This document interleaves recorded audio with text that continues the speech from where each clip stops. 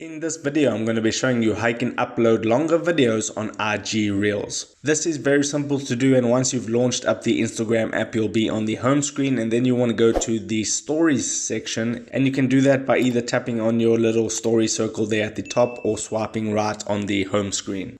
And then once you're on the stories feature, you want to go ahead and tap on Reels near the bottom there in that selection. And there you can see in the left hand panel there are some options, and there's a little circle with a number 15 in it. That means you can upload a 15-second reel, but if you go ahead and tap on that little circle, it's going to go to 30 seconds, and then you'll be able to create a 30-second reel. So right now you can upload a 15 and a 30-second reel, and that is how you would upload a longer video on IG Reels. If this video helped you out, make sure to hit the like button and subscribe for more. Take care.